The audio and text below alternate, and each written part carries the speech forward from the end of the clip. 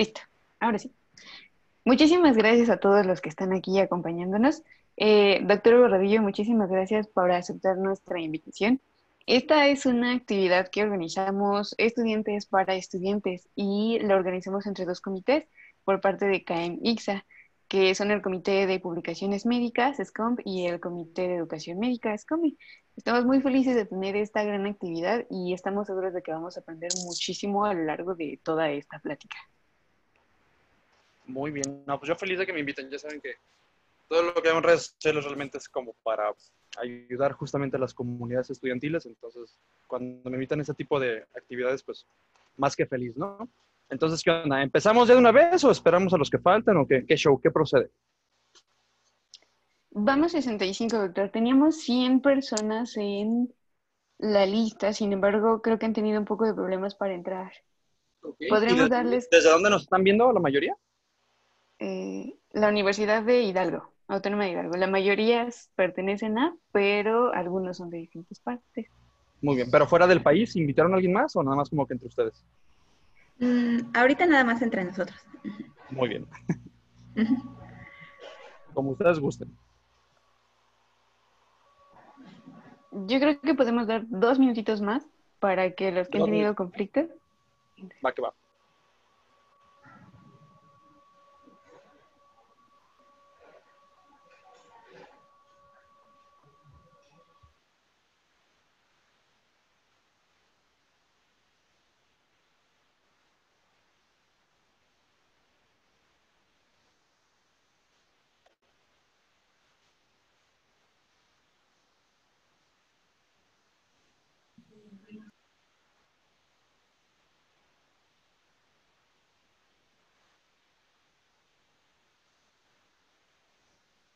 Los que ya se unieron, ¿escuchan bien el micrófono? Creo que está habilitado el chat. Si quieren, ahí nada más pongan sí o algo para darme una idea de si me están escuchando bien o no. Ok, ya están poniendo todos que sí. Excelente. Muy bien. Perfecto. De hecho, todos pueden ocupar su micrófono, solo que sí hicimos mucho hincapié en que si lo hacemos de forma ordenada y así, para que los comentarios y todo eso sea mucho más ágil. Sí, de hecho sí, voy a requerir la participación, obviamente de los que gusten para hacer esto como que más dinámico y poder asentar lo que vieron en el artículo que les compartieron pues al respectivo semestre, porque tengo entendido que son como que es un grupo bastante heterogéneo, cosa que me encanta. Y bueno, me gustaría escuchar, más que leer, escuchar las preguntas que pudieran tener o lo que no les haya quedado claro, ¿sale? Pero ahorita que me den luz verde para empezar, pues ya nos ponemos en materia, ¿sale? Gracias, Fer.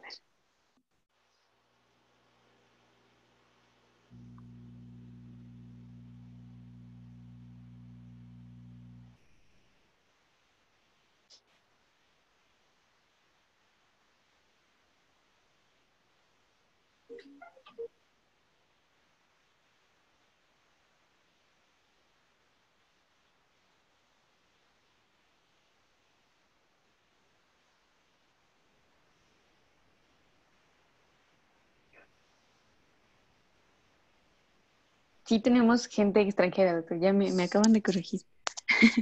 Muy bien. ¿De ¿Dónde cuántos está por países ahí? tenemos acá? Manifiéstense, amigos míos.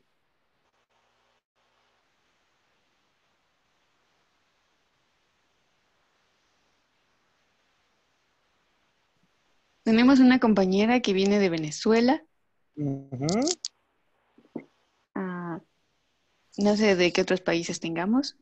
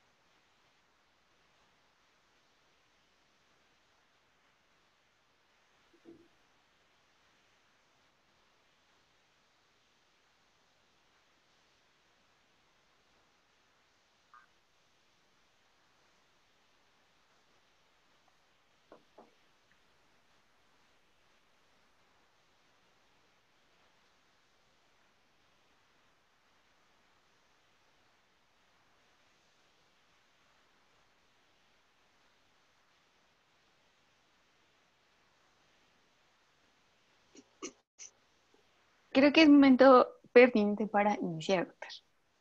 Ahora sí. Muy bien. Pues para los que no me conocen, soy el doctor Hugo Radillo. En redes sociales me conocen como Dr. Huge. Yo soy de México, acá me formé como tal. Tuve allí algunos grados académicos en el extranjero. Pero pues acá todavía estoy tanto trabajando como estudiando. Realmente soy internista, ya certificado por el Colegio Mexicano de Medicina Interna, y ahorita estoy en mi segundo año de la residencia en cardiología. Y creo que a partir de eso fue la inquietud de la revisión del artículo del día de hoy. Me comentaban sus compañeras cuando me contactaron que ya tienen un rato haciendo estas actividades que me parecen fenomenales. Empezar desde etapas muy tempranas de la carrera a discutir artículos médicos como tal, independientemente de la materia, del tinte, del tipo de artículo que sea, es algo muy valioso porque yo creo que es la forma en la que ya cuando lleguen ustedes a la especialidad, si es que deciden hacer una especialidad, así es como aprendemos ya a los residentes o a los médicos ya recibidos, viendo artículos, no tanto como que, sí, haces una presentación de 500 diapositivas y tienes tu libro de texto y bla, bla, bla, bla, bla. Entonces, el día de hoy vamos a tratar de hacer una mezcla del formato que me comentaban que previamente estaban teniendo en esta actividad y el formato que utilizamos los residentes o los especialistas cuando queremos tener una sesión bibliográfica. Entonces, me imagino que les hicieron llegar a todos el artículo, lo seleccioné en primer lugar porque ya hasta lo tenía subrayado, ese artículo ya lo había leído en algunas cuantas ocasiones, y me gusta compartírselo a mis estudiantes y a mis internos, porque dentro del área de la cardiología, a veces algo que es como que muy místico es la interpretación de un electrocardiograma, particularmente en el contexto de la causa de muerte más frecuente en el mundo, que se llama, pues, enfermedad cardiovascular o cardiopatía isquémica, si lo asentamos más al artículo que les pasé. Y desafortunadamente, no sé si esto ocurre también en sus países, en su país, perdón, pero acá en México es muy frecuente que los médicos de nuevas generaciones, particularmente cuando van saliendo de la carrera, adolecen mucho de la destreza para poder interpretar un electrocardiograma. Y más me pega a mí como especialista que nos llegan pacientes en nuestros hospitales ya de altas especialidades o de tercer nivel, como le decimos acá en México, con diagnósticos pésimamente hechos o a veces ni siquiera hacen los diagnósticos, todo porque no saben interpretar un electrocardiograma de una forma correcta. Entonces, el artículo que les mandé, que es relativamente viejo, pero no porque es viejo es malo, de hecho este artículo se añeja como un buen vino, es muy bueno y por eso me gusta siempre tenerlo, se los decidí compartir para pues poderlo discutir. Entonces, antes de yo empezar a hablar y hablar y hablar y hablar, porque yo puedo durar horas hablando de un electrocardiograma en particular, me gustaría saber sus opiniones en general del artículo, nada así como que muy específico de, doctor, en el tercer párrafo de tal página dicen que no. Si alguien se anima a darnos una opinión para podernos asentar un poquito, se los agradecería muchísimo, porque así es la forma en la que su servidor puede realmente tener una retroalimentación y hacer valer más la pena toda esta actividad que estamos teniendo. Entonces, la pregunta va así, ¿qué les pareció el artículo? ¿Le entendieron? ¿No le entendieron? ¿Quién se anima?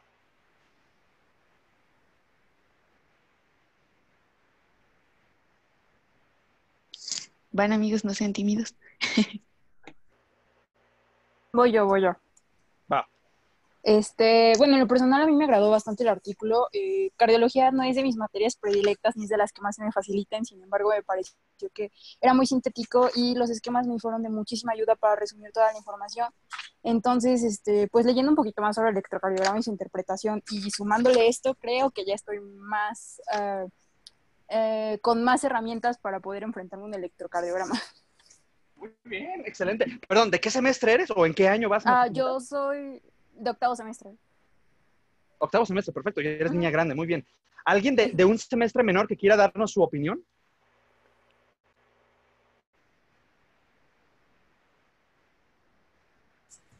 Yo. ¿Quién dijo yo? Aquí. Ok, es que tengo como 1000 pantallas aquí, pero ok, te escuchamos, adelante. No importa.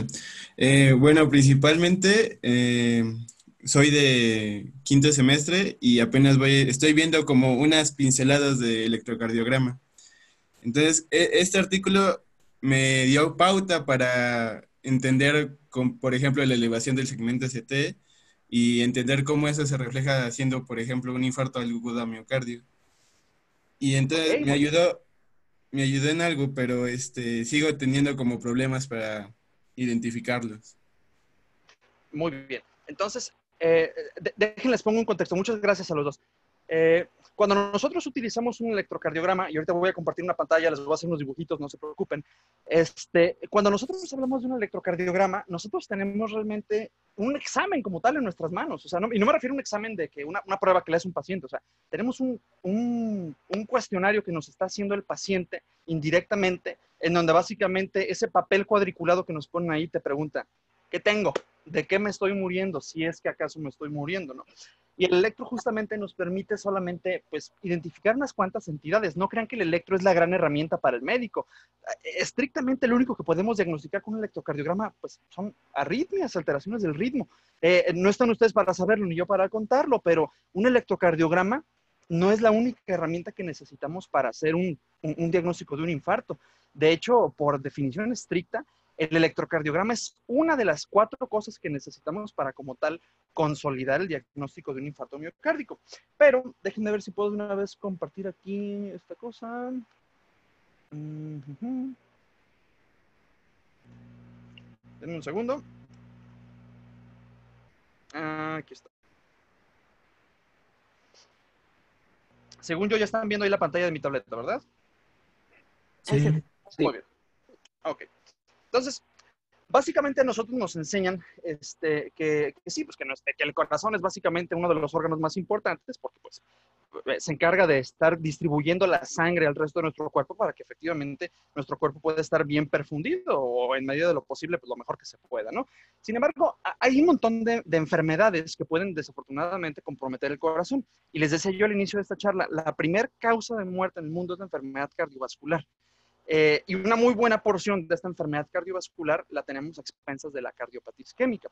Y en el electrocardiograma nosotros podemos detectar la actividad eléctrica del corazón, nada más. No te va a decir si el corazón está funcionando bien o si está funcionando más.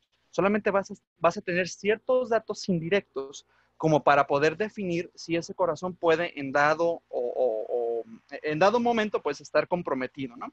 Y el artículo que les mandé justamente hace alusión a los hallazgos que podemos encontrar en el electrocardiograma para sospechar cuáles pudieron haber sido las arterias que como tal se pudieron haber ocluido. Y eso es fenomenal, porque para la gran mayoría de ustedes a lo mejor no se les ha dado la oportunidad de entrar a un cateterismo cardíaco en un hospital y ver literal en dónde está la obstrucción, ver un estudio de angiografía y ver dónde está la obstrucción. No. Entonces, como estudiantes de medicina, a veces lo más cercano que tenemos nosotros para ver este tipo de diagnósticos es el electrocardiograma.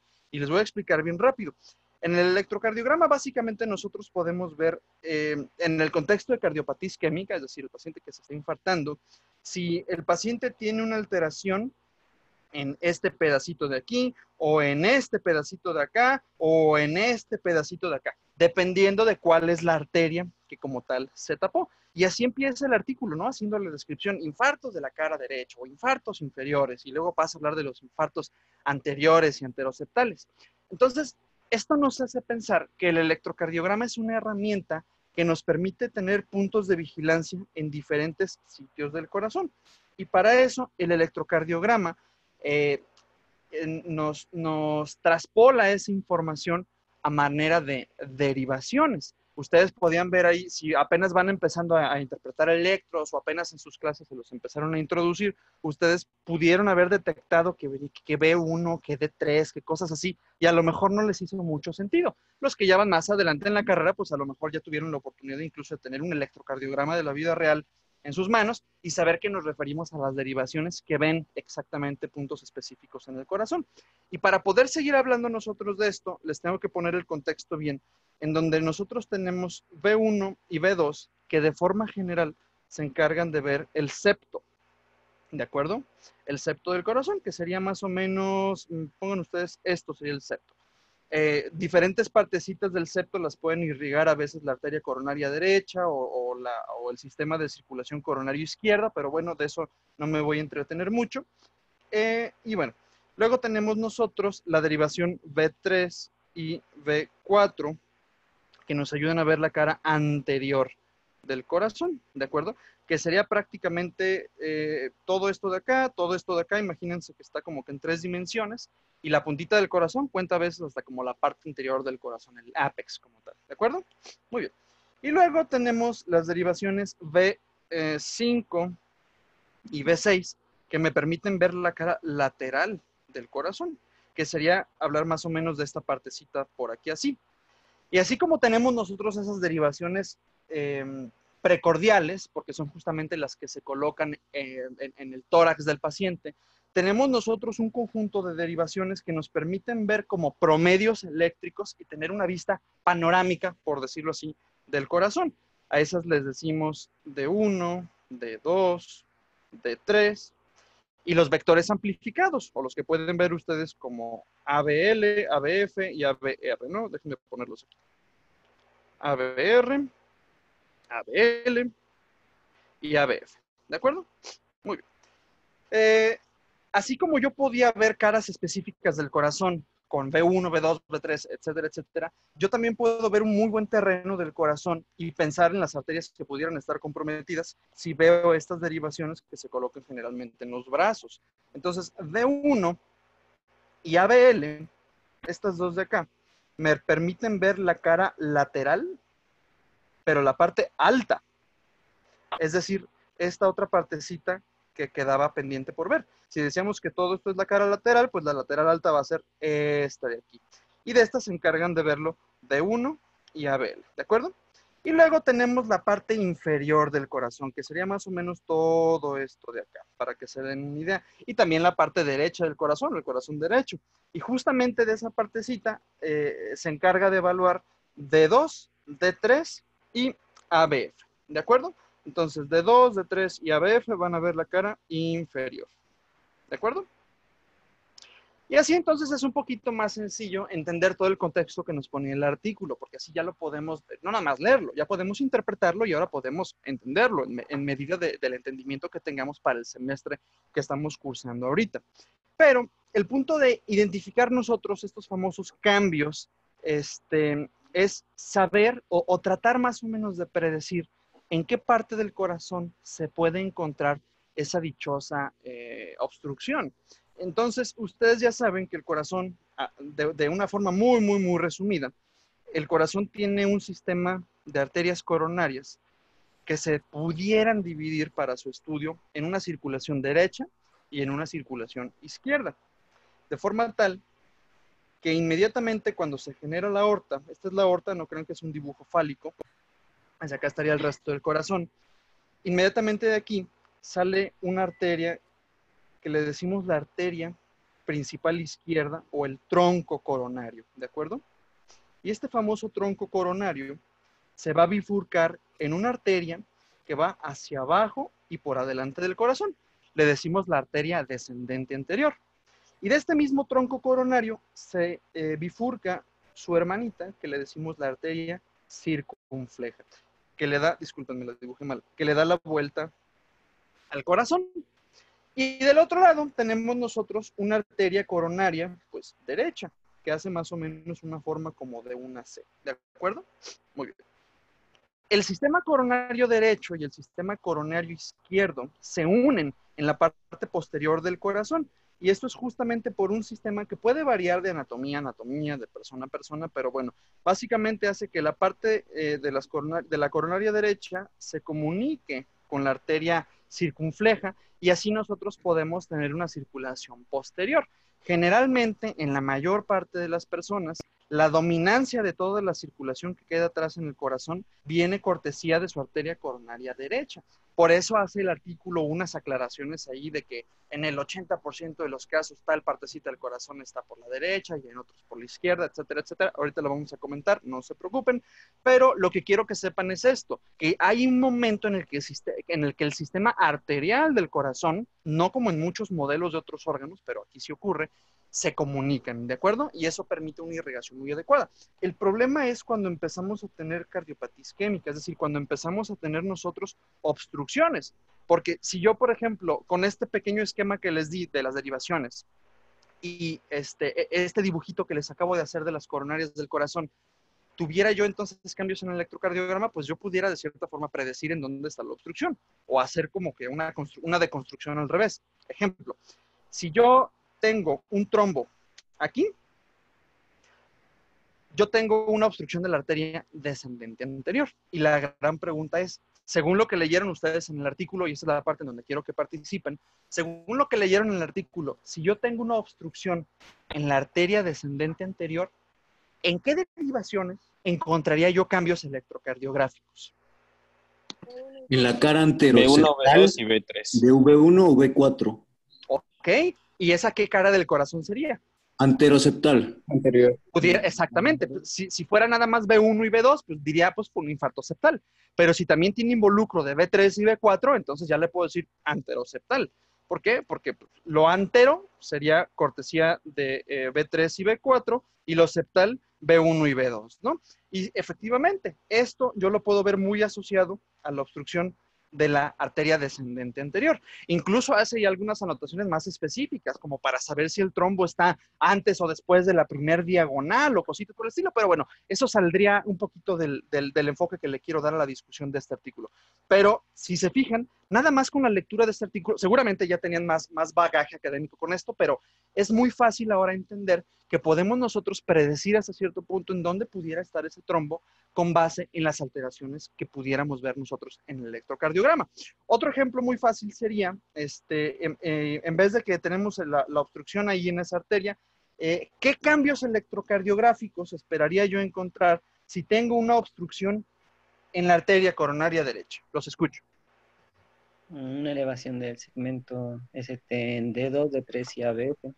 Muy probablemente, D3, ¿no? sí, exactamente, muy probablemente tendría yo cambios en D2, D3 y ABF, no hay ninguna duda. Ahorita voy a explicarles algo de si es supradesnivel, si es infradesnivel o cositas así, pero ya van más o menos empapándose de la idea y eso es fenomenal porque podemos tener entonces ahora sí una charla un poquito más elaborada.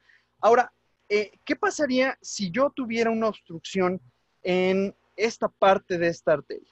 ¿Dónde creen que yo tendría cambios? En la cara lateral, por las derivaciones lateral, muy bien. V1 a VL, V5 y V6. Muy bien, estoy de acuerdo porque aquí yo estoy teniendo, imagínense, obviamente yo este esquema que les estoy poniendo aquí, no es que la arteria ahí termina. Todas las arterias coronarias terminan haciéndose más chiquitas y van teniendo más ramificaciones. De hecho, hay enfermedades como por ejemplo los pacientes con diabetes mellitus tipo 2 que a lo largo de su enfermedad van dañando tanto la vasculatura de las arterias coronarias que se empieza a formar circulación colateral. Es decir, aparte de estas arterias chiquitas que de por sí son anatómicamente normales encontrarlas ahí, estos pacientes empiezan a formar unas arterias todavía más delgaditas, más frágiles y más chafas que pueden tener desafortunadamente compromiso isquémico y que dejan a ese corazoncito más propenso a más daño. Pero en fin, ese no era el punto. A lo que voy es, si yo tengo una obstrucción desde esta altura de la arteria coronaria de la circunfleja, probablemente voy a tener yo también un compromiso de la cara lateral alta, que es lo que ya más o menos les ponía aquí. ¿Se fijan? Entonces el daño yo lo tendría desde acá arriba, cosa que sería lo mejor, desde acá arriba les decía yo, cosa que a lo mejor no sería lo mismo a que si yo me encontrara una obstrucción que en vez de que estuviera aquí, la tuviera acá. ¿Por qué? Pues porque aquí estas arterias van a irrigar esta parte de acá y a lo mejor esta parte lateral de acá. Entonces, en este caso, la obstrucción solamente la encontraría muy probablemente en B5 y B6. No tanto en D1 y ABL, porque ya decíamos que ABL estaría más ubicado si la obstrucción de la circunfleja fuera un poquito más proximal. Me refiero proximal a su origen, y su origen, desde luego, es el tronco de la arteria coronaria izquierda. ¿De acuerdo? Muy bien. Entonces, según yo ahí me están viendo a mí, sí, ¿verdad? Muy bien.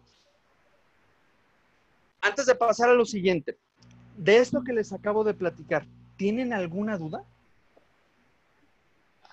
Pues yo no tengo una duda, pero bueno, a mí a lo largo de toda la carrera de medicina me costó mucho aprendérmelo y encontré un dibujito que me ayudó muchísimo porque ya no tuve que memorizarlo, sino más bien solo recordar el dibujito, que es se los pongo más o menos ahí en la pantallita, porque me ayuda mucho como, por ejemplo, en esta toma de aquí se ve desde adelante, entonces me ayuda a ver, digo, pues estas son las derivadas que están abajito y ya solo me acuerdo que en realidad es desde ahí donde se ve. O este otro, donde me va diciendo de B1, B2, B3, B4 y va haciendo esos cortes. Me ayudó bastante a memorizarlos porque sí me costaba un poco. Déjenme poner otra vez. Tengo otra duda yo, doctor. Sí, dígame. Bueno, buenas tardes. Algún momento llegué a ver dos derivaciones más. Precisamente eran B7 y B8.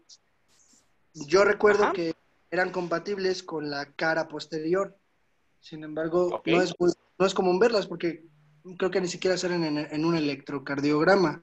O al Ujú. menos en los que he llegado a ver, pues no salen. Pero, pues esas dos últimas, ¿qué tanto se ocupan o de dónde?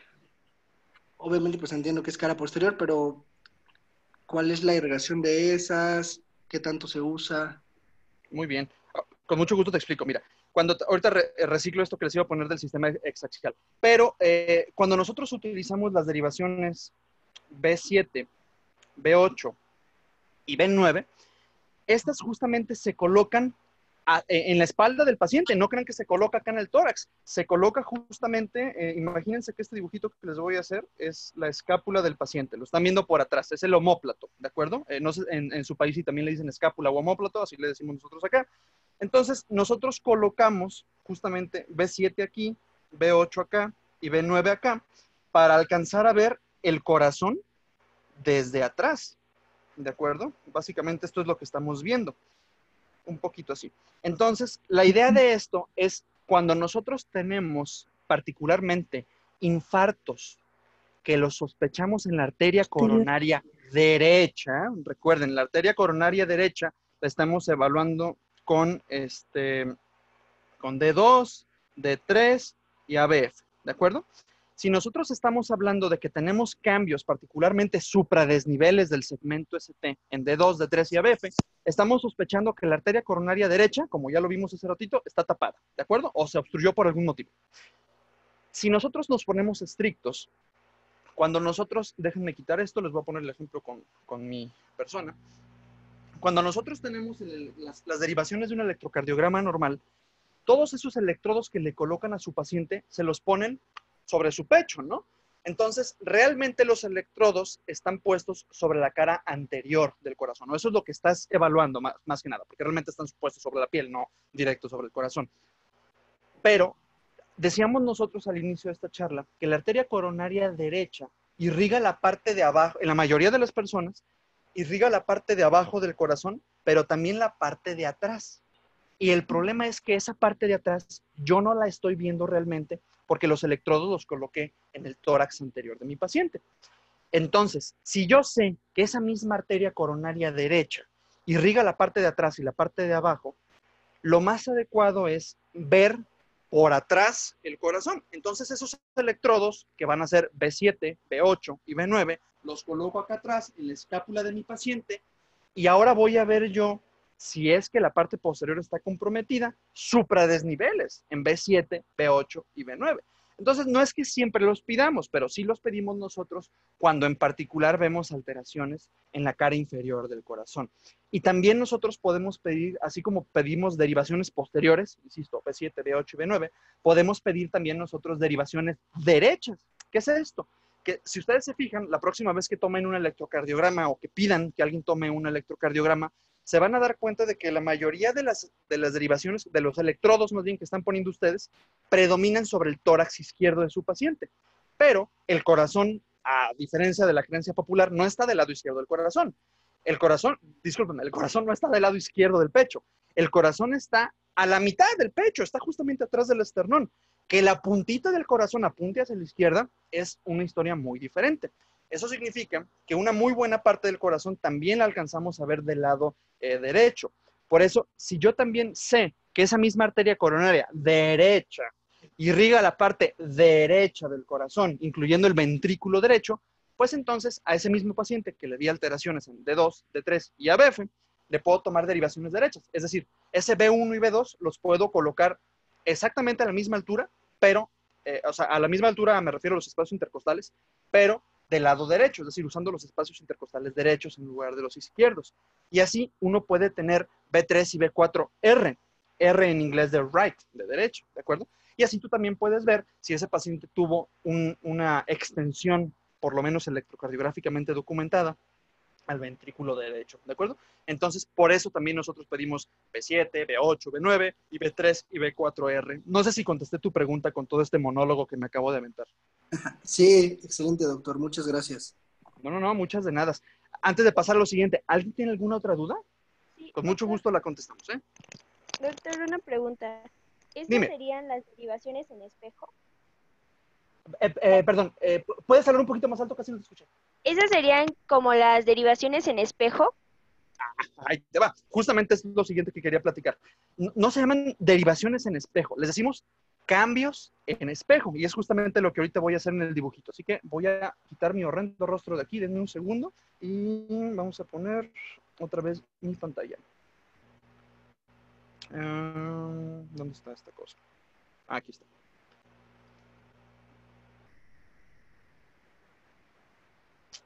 ¿Qué onda? Ah, está. Ya la están viendo, ¿verdad? Según yo sí. Sí, ya. Ok, fíjense bien. Cuando nosotros hablamos de los famosos cambios en espejo, que realmente los especialistas les decimos cambios recíprocos. Ahorita les voy a explicar por qué. Y no tiene nada malo decirles cambios en espejo, quiero aclarar. De hecho, es más didáctico aprenderlos así. Pero imagínense nada más. Cuando nosotros tenemos una alteración que identificar en el electrocardiograma, por ejemplo, un supradesnivel del segmento ST, ustedes van a ver básicamente, déjenme poner mi cuadrícula, ahí está ya el papel del electrocardiograma, ustedes van a tener aquí su onda P. La onda P, recuerden, me habla de la actividad auricular, de la despolarización auricular. Luego van a ver un pedacito isoeléctrico, que es en este caso sería segmento PR. Recuerden, intervalo es cuando hablo de la onda y la rayita, que es el segmento. Pero en fin. Y luego van a tener el QRS, que en los infartos se deforma bastante y van a tener algo así más o menos. Y esto es el famoso supradesnivel del segmento ST. ¿Por qué supradesnivel? Bueno, pues porque el ST, el segmento ST, que realmente sería esta partecita de aquí, está muy arriba si la comparara yo con la línea isoeléctrica, que es esta de acá, ¿de acuerdo? Entonces, por eso le decimos supradesnivel. Si por el contrario, ese famoso ST, o específicamente el punto J, si ya se quieren ver muy cardiólogos, muy internistas o muy médicos acá profesionales, bueno, si fuera un infradesnivel del segmento ST, entonces va a ocurrir lo contrario. Tienes tú tu P, tienes tú el tramito isoeléctrico con el que lo vas a comparar y luego vas a tener algo así, más o menos, ¿no? En donde el ST está abajo de la línea isoeléctrica que ya habías identificado. En fin, imagínense que yo me encontrara esto en las derivaciones D2, D3 y ABF. Entonces, yo ya sé, o puedo yo más o menos suponer que la alteración que yo voy a tener aquí está en la arteria coronaria derecha. Y ya dijimos, la arteria coronaria derecha viene aquí y hace esto más o menos, y me permite irrigar, o más bien, le permite tener irrigación, por decirlo así, a la parte derecha del corazón, a la parte posterior del corazón, que sería todo esto más o menos de acá, ¿de acuerdo? Y a la parte inferior del corazón, ¿ok? Entonces, yo ahí tengo más o menos ese pequeño esquema hecho ahí. Pero, ¿qué empezaría a ver yo en el resto de las derivaciones que no sean D2, D3 y ABF? Bueno, aquí va a pasar algo muy chistoso. Como ustedes recuerden, ustedes aquí, y aquí voy a aprovechar de esta laminita de acá que estaba haciendo, déjenme quitar esto de acá. El sistema exaxial justamente me permite explicar estos famosos cambios recíprocos o cambios en espejo. Así es más o menos la distribución de los electrodos en el pecho del paciente y las caras que me permite ver. Esto ya lo repasamos hace ratito. Pero, fíjense ustedes que D2, D3 y ABF, déjenme rayarlo esto acá, D2, D3 y ABF, aquí estarían, alcanzan a ver indirectamente parte de lo que está ocurriendo acá. Lo voy a poner con otro color para que se alcance a ver. Parte de lo que también está ocurriendo acá, ¿de acuerdo? El problema es que si el paciente está teniendo en ese momento supradesniveles acá, porque estoy viendo yo la parte de adelante del corazón, imagínense, aquí tienen el supradesnivel, aquí también y aquí también. En estas derivaciones, particularmente B3 y B4, que están exactamente adelante del paciente, yo voy a ver cambios a la inversa. Es decir, voy a ver yo infradesniveles. ¿De acuerdo? Por eso les decimos cambios en espejo. Lo que tú estás viendo con tus derivaciones normales es, recuerden, todo lo que ocurre en la parte de adelante del corazón. Si tú estás viendo un cambio que pudiera ocurrir en la parte de atrás del corazón, entonces lo vas a ver al revés. Y lo vas a ver particularmente en B3 y en B4, porque son las derivaciones que tienes prácticamente en la parte de adelante del corazón, que correspondería, si lo pones en espejo, a la parte de atrás del corazón. ¿De acuerdo? Que sería más o menos como verlo así. Estás viendo la parte de atrás de tu corazón. ¿De acuerdo? Entonces, es creo que yo una forma un poquito más fácil de explicarlo y para que sepan a qué nos referimos con esto de los mentados cambios recíprocos, ¿de acuerdo? No sé si los confundí más con esto que les acabo de dibujar. No, doctor, muchas gracias. ¿Sí? ¿Quedó claro eso? Sí. Muy bien. Entonces, pasemos a la siguiente parte.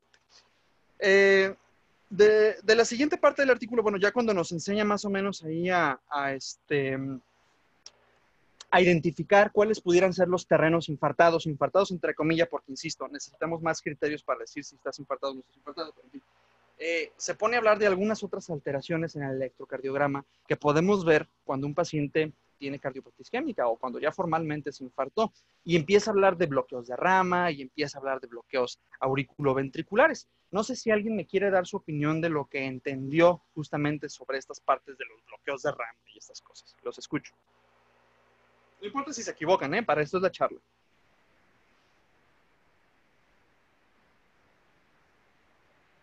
Pues hubo una parte donde primero empezaba con que los bloqueos de rama era algo que podía oscurecer el diagnóstico de un infarto, porque primero necesitábamos saber si era algo ocasionado en un o por un infarto o que ya era algo que el paciente tenía desde antes.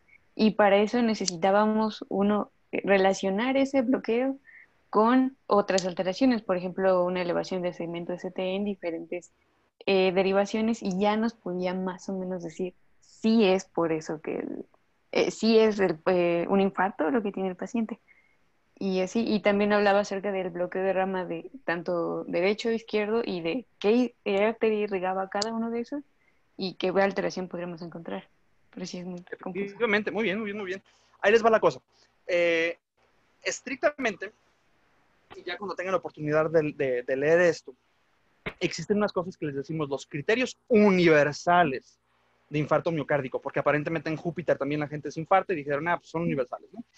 Entonces, para nosotros poder entablar el diagnóstico de infarto, necesitamos, en primer lugar, antes de que veas el electro, antes de que veas al paciente casi, obviamente no, pues, pero es nada más una hipérbola para que sepan bien cómo es este cotorreo.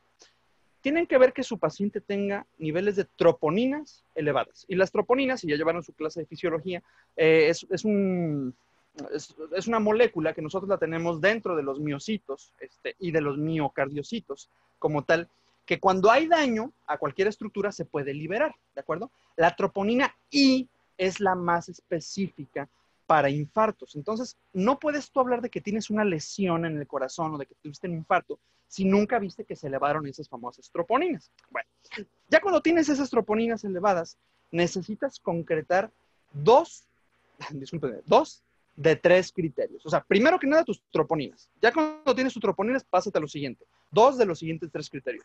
Uno, una alteración imagenológica que te deje ver que hay un pedazo del corazón de tu paciente que no se está moviendo. Número dos, que tengas clínica compatible con un infarto, que le duele el pecho al paciente, que tenga disnea, que haga una descarga adrenérgica, que tenga diaforesis, bla, bla, bla, bla. Y tres, el electrocardiograma.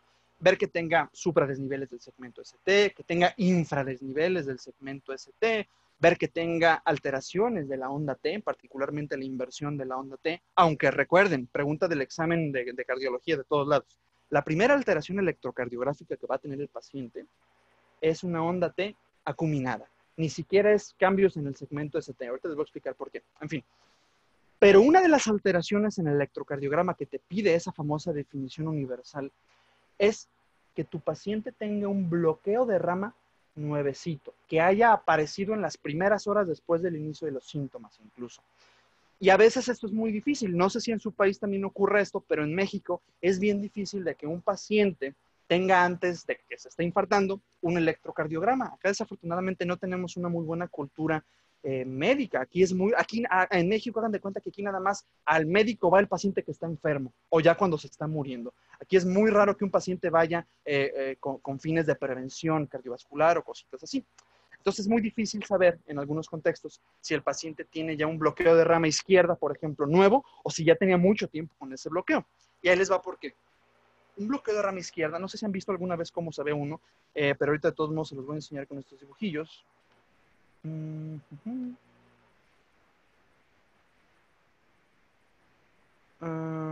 Espera, no sé por qué no se compartió esta cosa. Un bloqueo de rama izquierda por sí solo. Ya vi por qué no. Aquí está. Un bloqueo de rama izquierda por sí solito tiene la facultad de elevarte el segmento ST. Entonces, si tú ves, ahorita olviden todo lo demás, nada más quiero que vean ahí ese trazo de electrocardiograma. Así más o menos vemos un bloqueo de rama izquierda, ¿de acuerdo? Entonces, si tú ves esta alteración, un bloqueo de rama izquierda y esta elevación del segmento ST, en un paciente que no tiene dolor, que no tiene a lo mejor elevación de troponinas, desde luego, pues muy difícilmente uno va a pensar en que el paciente se esté infartando, ¿de acuerdo? Lo vas a vigilar desde luego, porque no deja de ser una alteración ahí significante, vaya, en el electrocardiograma, pero a lo mejor no te vas a encaminar tanto a cardiopatía isquémica en ese momento. Bueno, entonces, lo difícil de los bloqueos de rama es que de por sí, por default, ya se presentan con elevación del segmento ST. Entonces, por eso se puede ensombrecer un poquito tu diagnóstico o puedes retrasar a veces la estrategia de manejo que le quieras ofrecer a tu paciente. Pero no se preocupen, porque para eso una doctora muy brillante observó este fenómeno, lo describió durante mucho tiempo y logró concretar unos criterios que no los vamos a revisar, solamente quiero que se den una idea.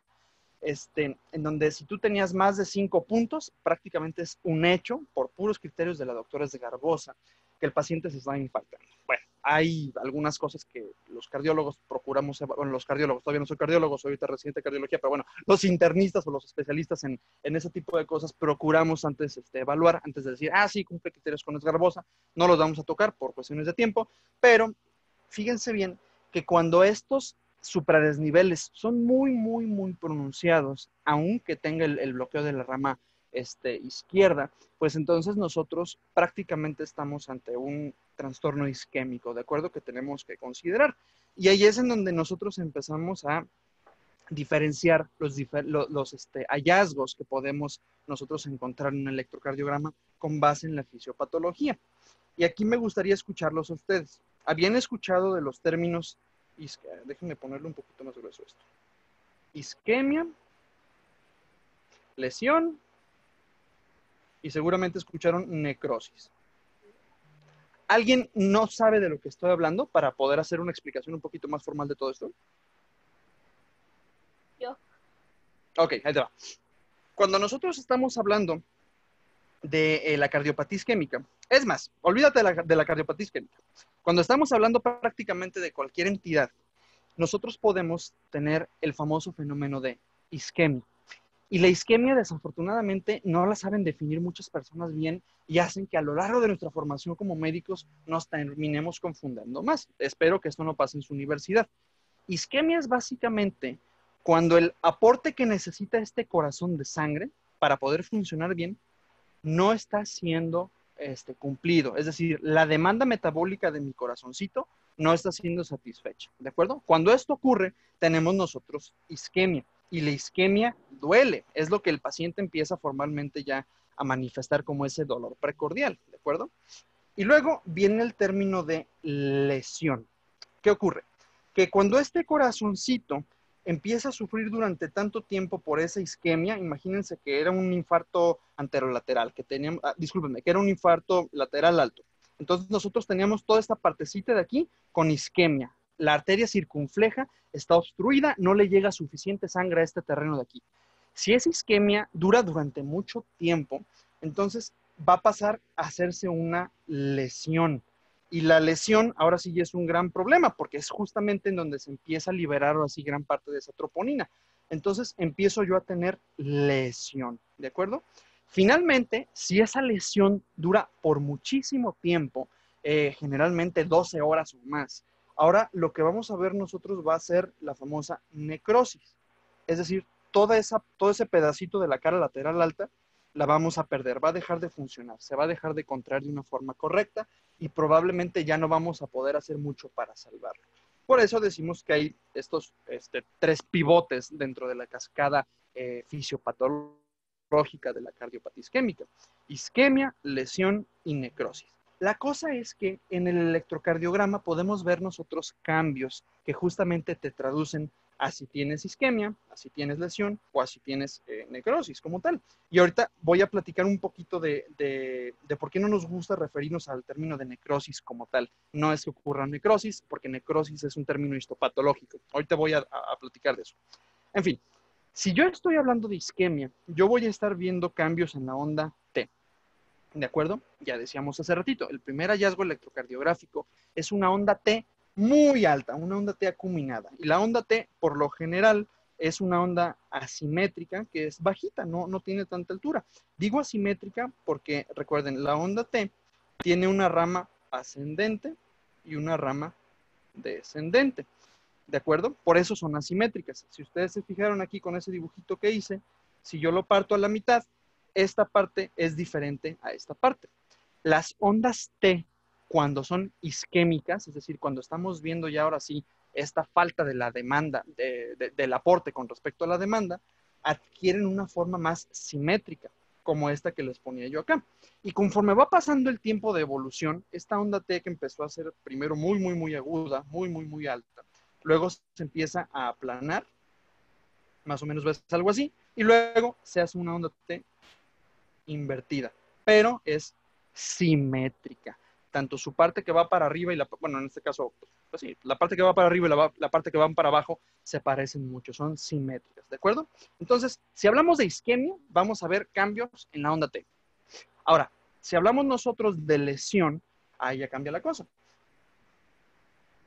Si hablamos nosotros de lesión, nosotros vamos a ver ahora sí el famoso supradesnivel o el infradesnivel del segmento ST, ¿de acuerdo? Entonces, lesión, estamos hablando de supras o estamos hablando de infras, ¿de acuerdo? Déjenme quitar eso de ahí, para no confundir un poquito. ¿Y qué es esto y qué es esto? Bueno, esto básicamente te informa de qué tan obstruida está la arteria o qué tan libre está el flujo a través de esa arteria. De forma tal que si ustedes tienen un paciente en donde su electrocardiograma lo ven con infradesniveles del segmento ST en las respectivas derivaciones, ustedes van a tener una obstrucción parcial. ¿A qué me refiero con esto? Imagínense que aquí ustedes tienen la arteria coronaria, pusimos ahí el ejemplo de la circunfleja, ¿no? Entonces ustedes aquí tienen una arteria coronaria y tienen aquí un coagulito de sangre, ¿de acuerdo? Sin embargo, si ponemos que este es el ejemplo de la circunfleja, aquí nosotros podemos tener algo de flujo que puede estar pasando arriba de ese trombo, por decir algo, ¿no? Puede estar pasando por acá y por acá y por acá. Y así es como se manifiesta, tenemos infradesniveles del segmento ST. Sin embargo, en pacientes que ya tenemos con un supradesnivel del segmento ST, entonces, déjenme poner esto un poco más grueso. Entonces, imagínense otra vez que es el ejemplo de la arteria circunfleja que estábamos viendo hace ratito. Entonces, aquí yo estoy hablando de que la obstrucción es prácticamente total, ¿de acuerdo? Y no tiene sangre que esté pasando al resto de tu arteria, y ahí es donde tienes tú este corazoncito que pues ahora sí se va a empezar a lesionar y a lesionar y a lesionar. Cuando entonces decíamos que esta lesión sigue y sigue y sigue y sigue, pues finalmente vamos a obtener la necrosis. Pero en el electrocardiograma no vemos necrosis. En el electrocardiograma no vemos células. Por eso les decía yo, necrosis es un término histopatológico. El término correcto para referirnos a esto es inactivación eléctrica, ¿de acuerdo? Entonces, olvídense de necrosis si estamos hablando de electrocardiograma y le ponemos el término de inactivación, ¿de acuerdo? ¿Y cómo lo vemos? Bueno, lo vamos a ver nosotros como unas ondas Q patológicas, dicen entre comillas. Sí, no es como que un término que nos guste mucho, pero bueno. Y es básicamente una onda Q muy profunda, a que si la compararas con su respectiva onda R, que sería esta de acá. Para los que no están tan familiarizados con esto, les explico. Esto sería una onda Q, esta sería la onda R. Aquí no la dibujé, pero aquí a veces se hace otra más, otra deflexión negativa, que se llama onda S. Y luego podemos nosotros encontrar una onda algo así. Déjenme hacer un poco más grueso. Tienes esto y tienes esto. ¿Cómo creen que se llama esa onda? Esta es una onda P, aquí sería una onda T, pero la pregunta es, ¿cómo creen que se llama eso? Los escucho. Es una onda QS. Onda QS, muy bien. ¿Y saben por qué se llama onda QS? Porque no se sabe si es una Q o una S debido a que la R determina si es Q o es S. Efectivamente. Porque son Nosotros en un deflexiones electrocardiograma negativas. normal tenemos la onda P, una onda Q, una onda R y una onda S, ¿no? Y algo así. Entonces, por definición, la onda Q es la primera onda negativa de ese complejo, que sería esta. Y la S es la segunda onda negativa. Como yo aquí no sé cuál es la primera o cuál es la segunda, entonces los cardiólogos hace mucho tiempo dijeron, ¿sabes qué? No nos vamos a romper la cabeza. Como no sé si es una onda Q o una onda S, le vamos a decir onda QS y listo, fin de la discusión. Pasaron muchos años y todavía le seguimos diciendo onda Q, onda QS. Y es justamente reflejo de la inactivación eléctrica, ¿de acuerdo? Muy bien. ¿Los confundí con esto que les platiqué ahorita? No, para nada. No, para nada. ¿Alguna duda que tengamos? No, para nada. Muy bien, lo cual me lleva a hablar de la parte final del artículo. Y ya no es nada más de los bloqueos de rama y estas cosas de lesión, isquemia y necrosis. Es hablar de los bloqueos auriculoventriculares. Si ya platicábamos nosotros hace ratito de la irrigación con el dibujito que les hice, es muy importante que consideren algo que el artículo remarca muy, muy, muy bien. En un infarto, el simple hecho de que le deja de llegar sangre a diferentes partes del corazón va a causar el compromiso recíproco de la parte que no se está irrigando. En otras palabras, si es músculo lo que se dejó de irrigar, pues ese músculo va a dejar de latir. Luego puedes tú encontrar alteraciones de la movilidad. Pero ¿qué pasa si ese sistema de conducción cardíaco que nosotros tenemos también se infarta? ¿Qué pasa si el nodo auriculoventricular, el nodo del seno auricular o las fibras de Purkinje, a final de cuentas, también terminan infartándose? Bueno, entonces nosotros vamos a ver alteraciones de justamente la conducción auriculoventricular. Y eso es un gran problema porque son los pacientes que desafortunadamente tienen peor pronóstico. Entonces, un paciente que tiene un infarto puede hacer muchas arritmias, puede hacer fibrilación auricular, puede hacer taquicardias ventriculares, que estas son horrendas, son taquicardias que pueden comprometer la vida del paciente en cuestión de segundos. Y es muy importante detectarlas, ¿de acuerdo? Particularmente porque un QRS en un paciente que se infarta, en la mayoría de los pacientes se empieza a hacer un poquito más ancho. Y entre más ancho se va haciendo el QRS, más de 3 cuadros chiquititos en el electrocardiograma, más propenso queda nuestro paciente a hacer arritmias ventriculares. Pero en fin, si nosotros tenemos un infarto del nodo SA o del nodo auriculoventricular, las frecuencias normales del corazón que deben de estar manejando, pues entonces se van a ver depletadas. Para darles más o menos una explicación un poquito más elaborada. El nodo SA, que ya saben ustedes que está hasta arriba, ahí en la desembocadura de la cava superior, esto en la aurícula derecha, tiene la capacidad de latir más o menos a frecuencias de entre 60 y 100, 110 latidos por minuto. Eso es su frecuencia normal, por eso le decimos frecuencia sinusal o ritmo sinusal, porque obedece a la frecuencia que está mandando el nodo SA, nodo del seno auricular. Si se infartara, que por lo general esa parte de ahí está irrigada por la arteria coronaria derecha, importancia entonces, ¿no? De ver todo esto que platicábamos de los cambios en D2, D3 y ABF. En fin, si se infartara esa partecita, entonces el corazón ahora ya no va a poder latir a esa frecuencia ventricular. Olvídate de ese 60-40, de ese 60 a 100 latidos por minutos. Entonces, el siguiente relevo que tiene abajo es un nodo, que le decimos nodo auriculoventricular, porque está justamente a la mitad de las aurículas y de los ventrículos. El problema es que ese nodo no va a latir a esas frecuencias de 60 a 100, no.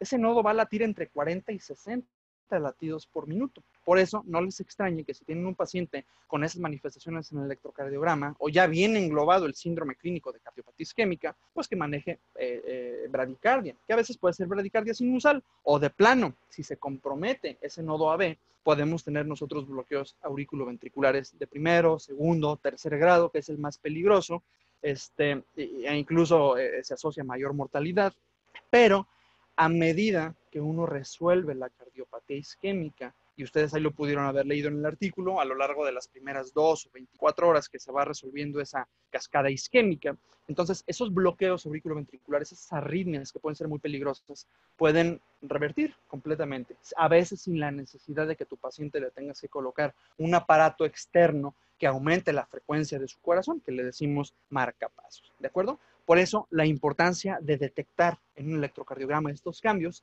para que más rápido podamos nosotros implementar una terapia adecuada y evitar que nuestro paciente tenga una mortalidad más alta. No sé si tienen alguna duda, porque creo que esto es lo último que platicaba el artículo. Tengo una pregunta, doctor. Dime. Entiendo que hay que, o es muy importante para el tratamiento identificar si hablamos de un infarto de corazón derecho o corazón izquierdo, porque el tratamiento es completamente diferente. ¿En qué otra situación o qué, en ese aspecto específico del tratamiento, qué más hay que identificar? Realmente no es que sean diferentes. En términos básicos, si tienes un infarto miocárdico, tienes una arteria tapada. El tratamiento es destapa la arteria lo más rápido que puedas. Eso es como que muy básico. Ya si quieren utilizar los términos clínicos y sofisticados de la cardiología y bla, bla, bla, pues entonces le vas a ofrecer a tu paciente una terapia de reperfusión, bla, bla, bla, bla, bla. El punto es, arteria tapada, arteria que tienes que destapar, ¿no? Cuando hablamos nosotros específicamente de en qué se diferencian las estrategias con medicamentos, de si tienes un infarto de la anatomía derecha o de la anatomía izquierda, tenemos que tener mucha atención a no estar aplicando de forma indiscriminada una falacia que nos alimentaron, creo que también ocurre en su país, porque es una mnemotecnia muy conocida, pero esta falacia de dejarles a todos los pacientes infartados la famosa beta-mona. ¿Alguien entre los presentes no sabe a qué me refiero con esta mnemotecnia de beta-mona? Para explicarla con mucho gusto. Yo no sé a qué se refiere, doctor. No sé a qué se refiere. Tampoco. Beta-mona es un acrónimo en donde te decían, si tienes un paciente con un infarto, lo primero que tienes que hacer es darle beta-mona. La beta, que es literal, o sea, el símbolo de la letra griega beta, es de beta bloqueadores. Metoprolol, atenolol, bisoprolol, X. La M es de morfina. La O es de oxígeno.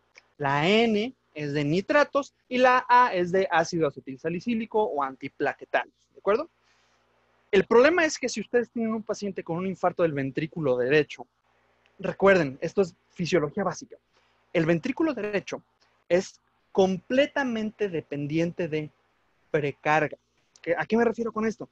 A que si a ese corazoncito le falta, más bien, si al ventrículo derecho le falta agua en su interior, va a ser muy posible que el paciente se hipotense y que el cuadro completo del infarto se complique todavía más. A ver, doc, ¿pero qué tiene que ver agua dentro del ventrículo con que le pase esos medicamentos? Muy fácil.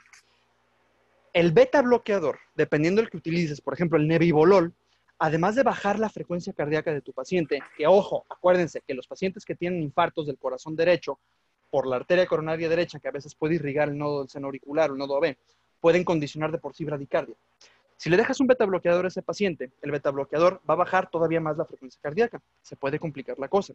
Si utilizas beta bloqueadores que también tienen cierto mecanismo de acción que favorecen vasodilatación, la vasodilatación causa hipotensión. ¿Por qué? Pues porque todo ese volumen circundante que tenías no es lo mismo que se esté distribuyendo en este vaso sanguíneo, que está más o menos apretadito, a este vaso sanguíneo que está vasodilatado, ¿de acuerdo? Entonces, por eso me interesa mucho que a esos pacientes que están propensos a hipotensarse, no me los hipotensen más aplicando de forma indiscriminada el famoso esquema de beta-mono. Entonces, hay que ser muy juiciosos a quién le das beta bloqueador, a quién no. La M, morfina. La morfina, muchos no lo saben y esto es el gran problema, la morfina también puede llegar a causar vasodilatador, un efecto vasodilatador, particularmente si se utiliza el sulfato de morfina, que es una forma muy frecuentemente encontrada en los hospitales. Y luego, la O, el oxígeno. Solamente le vamos a dar oxígeno a los pacientes que estén desaturando. Es decir, al paciente que le coloques un oxímetro, no lo tengo por aquí, bueno, Es un dispositivo que le colocas en el dedo y te permite saber cuánto es la saturación de oxígeno de tu paciente. Está indicado solamente dejar aporte de oxígeno en los pacientes que tienen menos del 90% de saturación. Si tu paciente llegó y está infartado, trae dolor y lo que tú quieras, pero está saturando en un 97%, no le pongas oxígeno, porque el oxígeno también tiene efectos sobre la vasculatura coronaria, ¿de acuerdo? Entonces ya dije la beta, ya dije la M, ya dije la O, y luego sigue la N, nitratos, particularmente el isosorbide que les encanta dejar, o infusiones de nitrato de glicerilo, nitroprusiato de sodio. También son vasodilatadores y aplica lo mismo a lo que decíamos del beta bloqueador y aplica lo mismo que decíamos de la morfina. Entonces, nada más nos quedamos con la A de antiplaquetarios, que frecuentemente nos gusta dejar la combinación de un inhibidor del receptor P2Y12 y desde luego la famosísima aspirina o el ácido acetilsalicílico, que ya saben que inhibe el tropoxano A2. Eso es como que básicamente lo que podrías dejarle a este paciente con infarto del corazón derecho. Entonces, no dejen de forma indiscriminada la famosa beta-mona o la famosa mona, solamente porque lo comparten en muchas redes sociales o porque lo vieron y se los preguntan en un examen mal hecho de su facultad, ¿de acuerdo? Sepan eso. Si tienen un paciente con infarto del ventrículo derecho, es un infarto que va a necesitar toda la presión que se pueda contener en ese sistema cerrado circulatorio que afortunadamente tenemos los mamíferos, ¿de acuerdo? Esa es como que la gran diferencia. A final de cuentas, ese paciente se tiene que llevar a una sala de hemodinamia de preferencia para que por medio de un cateterismo se destape la arteria culpable. ¿Alguna otra duda de lo que platicamos? Doctor, yo tengo una duda. ¿Cuál es el tratamiento para el paciente que presenta un infarto de miocardio, pero sin evidencia de obstrucción? A eso les decimos minoca. Es un término que hasta hace poco los odiaban ese término porque decían, no, es que nos tenemos que encontrar algo así como que más sofisticado. Y pues no se pudo y terminaron poniéndole el famoso minoca. Está en inglés, es infarto miocárdico sin obstrucción, justamente, identificada en una angiografía. Y ojo, esto no significa que los pacientes como tal no tienen obstrucciones en sus arterias coronarias. Si se acuerdan ustedes el dibujito que les hice, nada más les ponía yo la descendente anterior, la circunfleja y la coronaria derecha. Se pueden ver más arterias como las diagonales, los ramos marginales, la descendente posterior. Bueno, se pueden ver más arterias que las consideramos nosotros como epicárdicas, es decir, arriba del corazón. De hecho, por eso se llaman arterias coronarias, porque coronan el corazón desde arriba, ¿no? Pero en muchos de esos casos que no alcanzamos a ver obstrucciones en las arterias epicárdicas, es decir, en las arterias lo suficientemente gruesas para alcanzar a ver en el cateterismo, resulta ser que sí tenemos obstrucciones, pero en las arterias más chiquitititas. Y existen obstrucciones múltiples, no es nada más una sola. O sea, existe un fenómeno que le decimos enfermedad coronaria microvascular. Entonces, a final de cuentas, el tratamiento por cateterismo muchas veces no se puede concluir de forma exitosa porque no hay una forma técnicamente aceptada para llegar a esa vasculatura tan pequeñita. Ahí, a final de cuentas, si se logró encontrar que fuera, por ejemplo, esta enfermedad microvascular de esas arterias coronarias tan pequeñitas que no las vemos en el cateterismo, pues le dejas prácticamente el mismo tratamiento que dejarías tú en un paciente con un infarto convencional, hasta no demostrar lo contrario. ¿A qué me refiero con esto? Imagínense enfermedades muy, muy, muy raras como la que puede ser el lupus. ¿Habían escuchado esa enfermedad? Lupus eritematoso sistémico. Es la enfermedad autoinmune prototípica por excelencia. Muy compleja, muy, muy, muy bonita desde el punto de vista académico, devastadora desde el punto de vista del paciente. Estos pacientes hacen en algunas ocasiones algo que se llama fenómeno de Raynaud. Es mucho más frecuente ver esto en pacientes con esclerodermia, pero siempre me gusta poner el ejemplo del lupus. En estos pacientes, antes había una entidad que le decían Raynaud coronario. Les explico. El fenómeno de Raynaud es básicamente que son pacientes que en las puntas de sus dedos o en las puntas de su nariz o donde hayan lechos vasculares muy chiquititos, empieza a haber un fenómeno como de vasoconstricción y se empieza a ocluir la circulación hacia esas partes del cuerpo, de forma tal que esas puntas de los dedos o de la nariz o de los dedos de los pies se empiezan a poner como de color azul o blanco, incluso cuando les deja de llegar circulación. Algo similar ocurre en las arterias coronarias de este tipo de pacientes y le decimos por ahí Raynaud coronario o vasoespasmo coronario o angina hemodinámica o antes, estoy seguro que ya les habían dicho esto, angina de Prinzmetal. Entonces, en esos casos, cuando ya estás bien seguro de que es un fenómeno derivado de algo autoinmunitario, como la esclerosis sistémica, esclerodermia, desde luego el lupus, entre otras cosas, Entonces ahí podemos a nuestro paciente optimizarle su tratamiento con bloqueadores de los canales de calcio. ¿Qué hacemos? Le damos una pastilla como por ejemplo nifedipino, que lo que va a hacer es que la vasculatura de nuestra paciente no sea capaz de contraerse al no tener el estímulo del calcio que tiene que ingresar al músculo liso de nuestras arterias. Entonces varía esta parte del MINOCA dependiendo la entidad que lograste identificar, si es que lo lograste hacer. Doctor, Dime. a esto se refiere el doctor Guadalajara cuando habla de lesiones subepicárdicas y subendocárdicas a estas arterias, ¿o a qué se refiere? No. Cuando hablamos de lesión subepicárdica o subendocárdica, nos referimos justamente a lo que vemos en el electrocardiograma.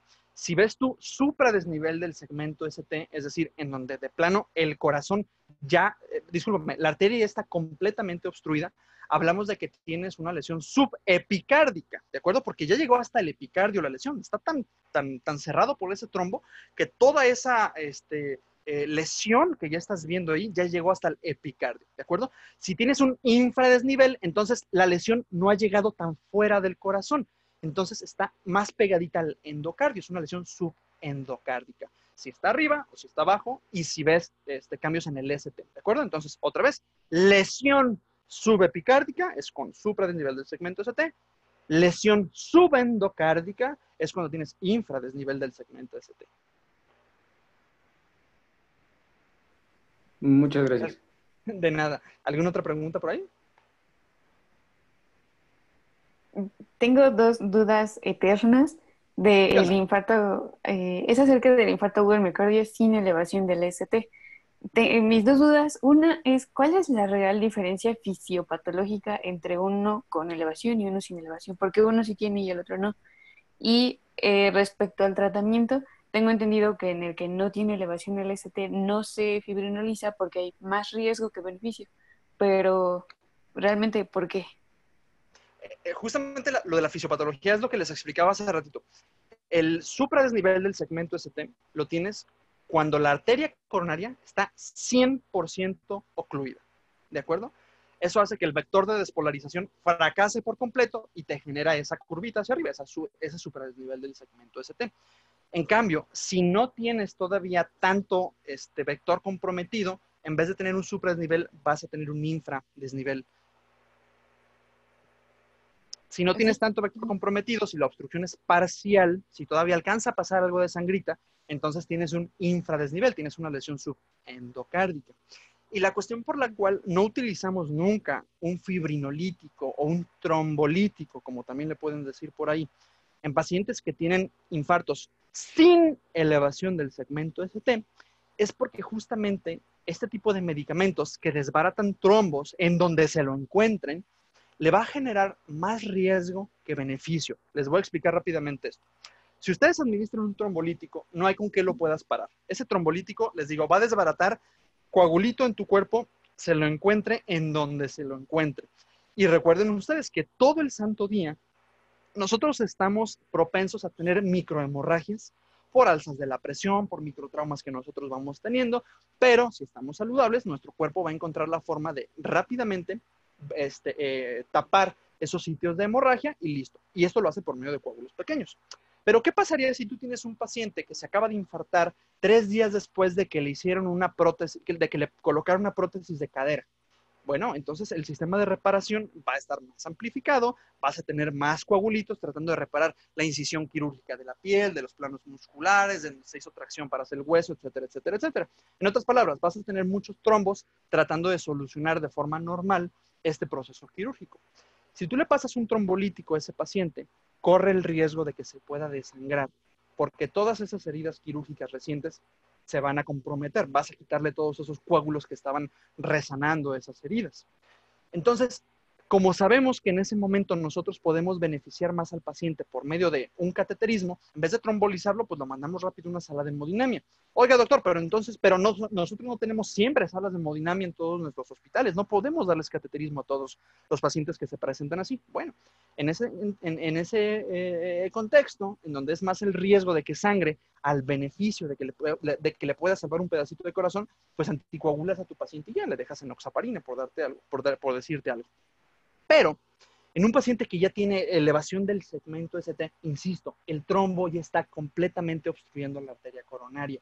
Ahí, aunque le dejes aspirina, aunque le dejes clopidogrel, aunque le dejes enoxaparina, no vas a desbaratar ese trombo. Y si no lo puedes llevar rápido a una sala de hemodinamia, ese pedazo de corazón que está dependiente de esa arteria que está obstruida, lo vas a perder, se va a terminar de infartar, no lo vas a recuperar. Ahí entonces va a ser más el beneficio que vas a obtener contra el riesgo de que tu paciente pueda tener una hemorragia como tal. Muchas gracias. De nada, ¿alguna otra duda? ¿Nadie? ¿Seguros? Doctor, pregunta. ¿Clopidogrel o aspirina es indiferente de usar cualquiera de esos dos? Ay, casi no escuché. ¿Puedes hablar un poquito más alto? Clopidogrel y aspirina. ¿Es indiferente ocupar alguno de esos dos?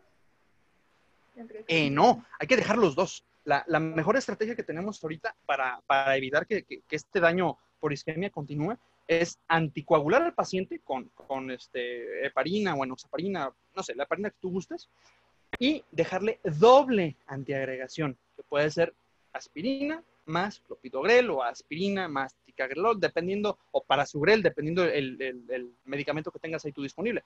Pero se recomienda justamente esa combinación del ácido acetil salicílico más un inhibidor del P2Y12.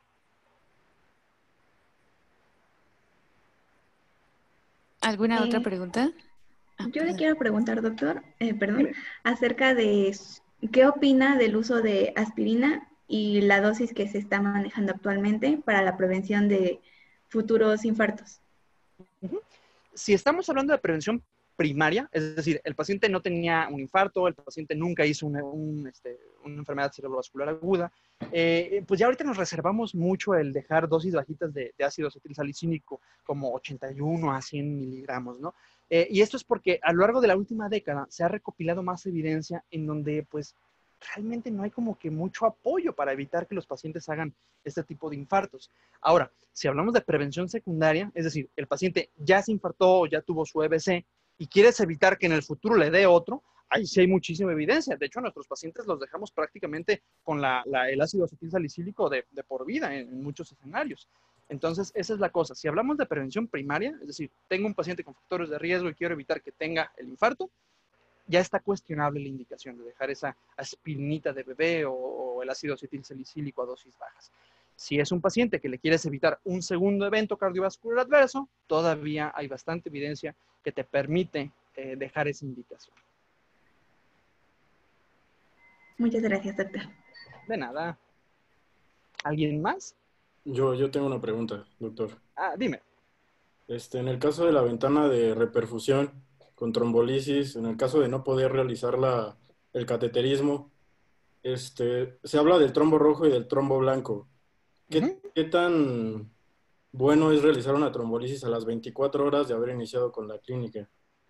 No, ya no te sirve.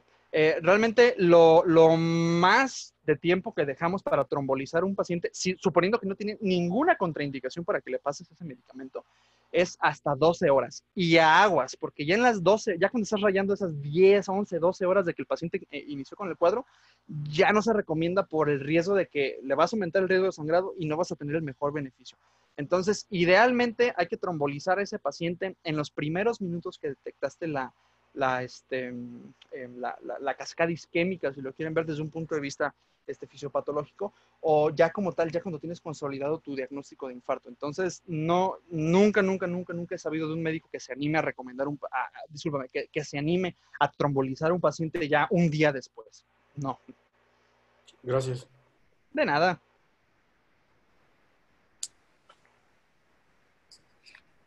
¿Alguien más? ¿Alguna otra duda? Ok. Parece ser que no. Bueno, Doctor, pero queremos pero- darle... Perdón. Queremos darle las gracias, doctor. Muchas, muchas gracias. Hicimos consenso porque vimos que ocurrió confusión. Somos de México, doctor. Somos de Hidalgo, al ladito del DF, Pachuca, por ahí. Acá hay no se pastes. ubica Hidalgo. De ahí viene Hidalgo. Sí. No, es que a veces, no, es que a veces en los Zooms que hacen dejan colarse gente de más países, por eso siempre hago así como que la aclaración. Entonces cuando digo mi país me refiero como para no tratar de excluir a las demás personas que estuvieron acá. Entonces creo que sí. Estamos acá. Por favor, Eddie. Bueno, pues igualmente agradecemos la oportunidad de que estuvo con nosotros, que nos apoyó mucho y nos haría mucho gusto que nos apoyara en otras actividades como esta clase, otros artículos y pues ya. Con mucho gusto. Si me invitan y me aguantan, ya saben que sí, con mucho gusto. Y Claro. muchas gracias por esta intención que tiene, doctor, porque somos muchos estudiantes a nivel de todo México y muchos países que en estos tiempos requerimos de enseñanza. Y gracias porque usted le enseña a muchas, muchas, muchas personas. No, excelente. No, qué bueno que les gustó. Espero que si hayan quedado algunas, más bien al contrario, espero que hayan quedado muchas dudas para que puedan ustedes más adelante nutrir su acervo médico. Y si con algo les puedo servir, ya saben, mis redes sociales, ahí estoy como Dr. Huge en Facebook, en Instagram, en Twitter. No me sigan porque en Twitter subo puras cosas así como que inapropiadas, no les va a enseñar nada por ahí. Sobre el arroz Pero con bueno, leche. por cualquiera de mis canales estoy a sus órdenes, ¿de acuerdo? Muchas gracias, doctor. Claro que sí, Muy bien. muchas Y si gracias. gustan, en unos cuantos minutos, en 40 minutos voy a empezar una clase en mi Instagram TV justamente sobre interpretación de estudios de laboratorio, ¿sale? Entonces, si no se han hartado todavía de escuchar y de ver este lúgubre rostro, pues ahí estamos a sus órdenes, ¿sale? No, Muchas le gracias, seguimos. doctor. Ahí Ya está. dijeron, ¿sale? Entonces, Nos cuídense mucho. seguimos, Si dos. quieren quedar al ratillo, pues ahí nos vemos, ¿sale? Claro que sí. Dale. Nos vemos Muchas en un gracias, rato. doctor. Muchas gracias. doctor. Bye. Cuídese Gracias, mucho. doctor. Soy su fan. Somos su fan, doctor.